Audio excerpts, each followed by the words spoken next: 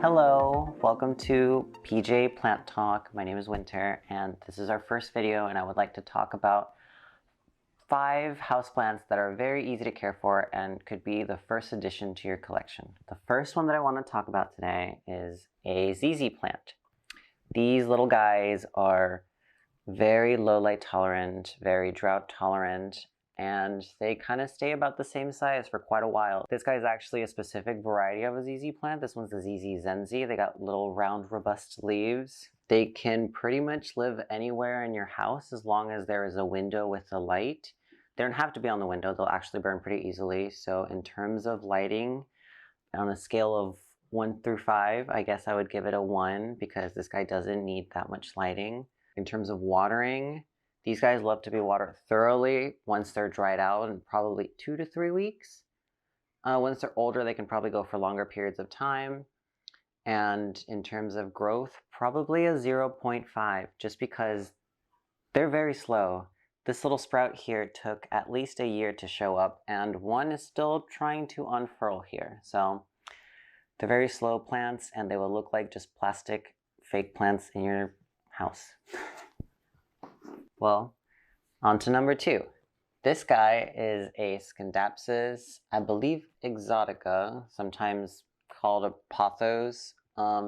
These guys are very fast growers. They're vining plants, so you can get away with growing them in a variety of different mediums. I have this guy in leca, which we'll talk about some other time.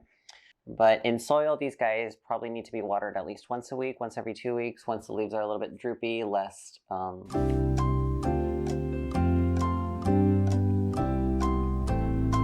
once the leaves are less rigid, they definitely need watering if they're going to be in soil.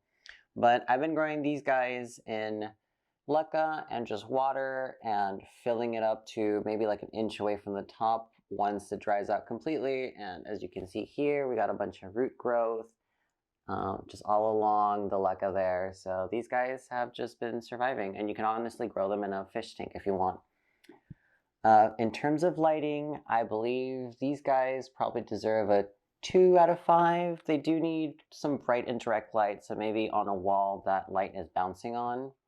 In terms of watering, if you're going to have them in soil, probably a 3 out of 5. They do like to be watered more oftenly. Don't like to be completely dried out before the next watering. If they're going to be in leca, just have them in at least an inch or 2 of water. In terms of growth, these guys are actually pretty fast growers. I've gotten at least 4 leaves in the last 3 months, so I'd say around like a 2 or 3 out of 5, 2.5 out of 5. So on to the third one. This guy, sometimes accidentally named a mini monstera. It is definitely not a monstera. These guys are Rhaphidophora Tetrasperma. And these guys are actually pretty fast growers. As you can see here, they got like a lot of segments there. You can honestly just chop them and propagate them, but I definitely like to see them get longer and taller. They'll get more of those fenestrations on the leaves when you give them more light. As you can see, some of the newer ones I got here don't have as many. These guys are pretty easy in terms of lighting and watering needs. They definitely thrive in a bright indirect light environment. For watering, definitely can dry out a little bit, but not too much. And they're pretty fast growers. This guy's already putting out a new leaf probably once every 2 weeks. So this guy, I probably, in lighting needs, I give him a 2.5. They do like to be in a bright environment, and they'll get more fenestrations when they get better lighting. In watering, I'd say probably a 2.5 out of 5, just because they can dry out a little bit, but not too much, especially when you have them in terracotta. Don't let them dry out completely. And in terms of growth, probably like a 3.5, just because they do push out a leaf once every like 2 to 3 weeks, and it's pretty nice. They'll propagate very easily and just grow offshoots all around. So it's a very gratifying plant. Number 4 is one that you probably all know. They'll be in any grocery store, any fish store. This guy is known as the lucky bamboo. They can get pretty tall. I grow mine in a vase. They're actually a Dracaena sandarina, I believe. And they're nice to kind of just have as decoration. I have this one growing in a vase. And they're pretty fast growers when you give them bright light, not direct light because their leaves do burn pretty easily. These guys can actually also be grown in soil or pebbles as long as you keep them with an inch of water. They're very nice decoration, especially if you have colored pebbles or if you have them in a fish tank kind of just going above the water. They are pretty slow growers when it comes to new offshoots because they have to push out through the trunk on the side here. So I got a couple little offshoots that started out, but once it gets an offshoot, they get pretty tall. They'll go crazy. This guy right here grew super tall. So I gotta hold it down here just to show you guys how tall it is. But the roots aren't too crazy. It's just a bunch of white roots sitting there in the basin of the vase. For the Lucky Bamboo lighting terms, I'd probably give it a 2 out of 5. It definitely grows when it's in lower lighting, but it will thrive and grow much faster in brighter lighting. Water, I definitely give this guy a 4 out of 5, just because they do like to be in at least an inch of sitting water. That includes a vase, in pebbles, or even in soil. They like to be sitting in water.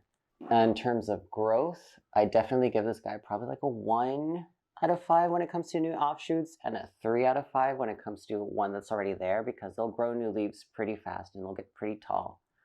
So that's the Lucky Bamboo for you. Well, our fifth and final plant will be one of my favorites. They are Hoyas. Specifically, this one is a Hoya Crimson Princess. It's got some nice variegation on the inside of the leaves.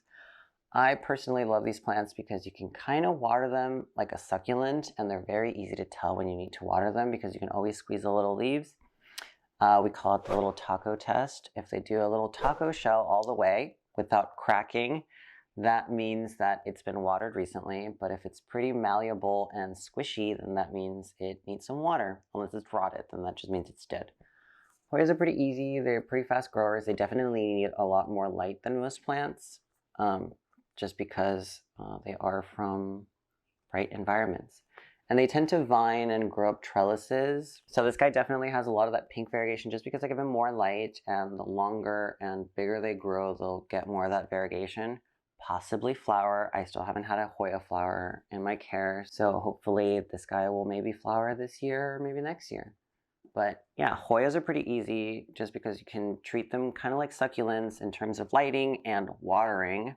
And in growth, because they are kind of slow at first, but once they get going, they'll just grow new leaves pretty easily. They'll grow these long runners, kind of like this guy here, where you'll probably not get any leaves until they're maybe 2 or 3 inches, when they'll start growing in every internode there.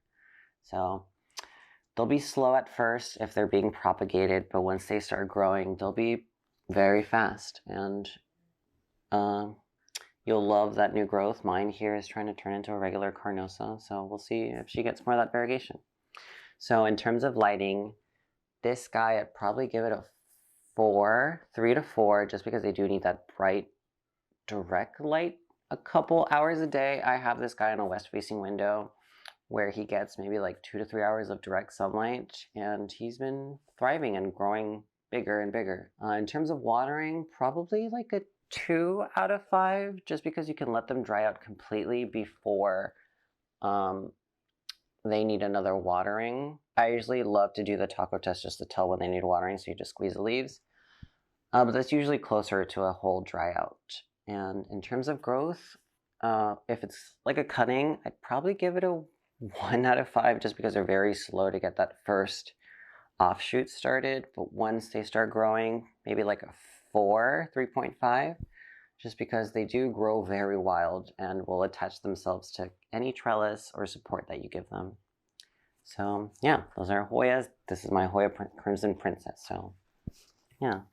Well, thank you all for being here and for watching my video. I hope this helped you guys and inspires you to start a plant collection, because they're not that hard once you get the hang of it. And if you'd like to see more videos in the future, please follow, like, and subscribe.